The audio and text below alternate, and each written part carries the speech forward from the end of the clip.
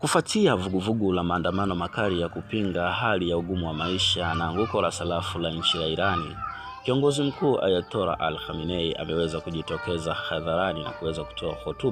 hotuba iliyolenga kutuma ujumbe wa vitisho na kauli nzito dhidi ya wale waandamanaji ambao wanaandamana wakidhani kwamba wanaifurahisha au wanalifurahisha taifa la Marekani na kiongozi wao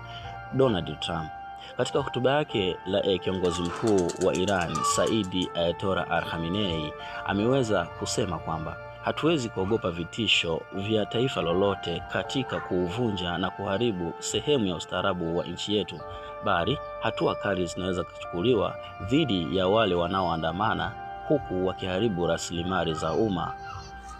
Waandamanaji wamekuwa wakihanikiza juu ya mapinduzi dhidi ya serikali ya Ayatollah Said Al-Khamenei, kitu ambacho ni swala gumu sana. Ikumbukwe kwamba waandamanaji wanasisitiza kurejeshwa kwa utawala wa kifalme chini ya Pahlavi, huku wakiungwa mkono moja kwa moja na mataifa ya Marekani na Israeli.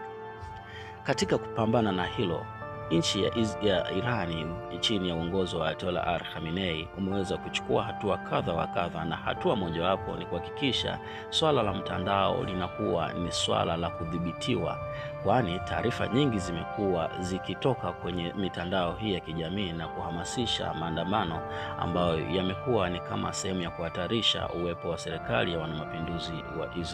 wa Iran.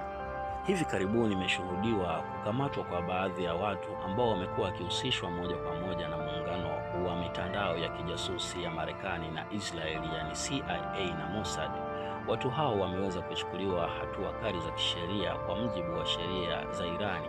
huku sheria za Irani zikitoa hukumu ya kunyongwa kwa mtu anayedhibitika kufanya matukio ya kihaini au matukio ya kuhatarisha anguko la serikali yao ya wanamapinduzi wa Irani au wanamapinduzi wa Kiislamu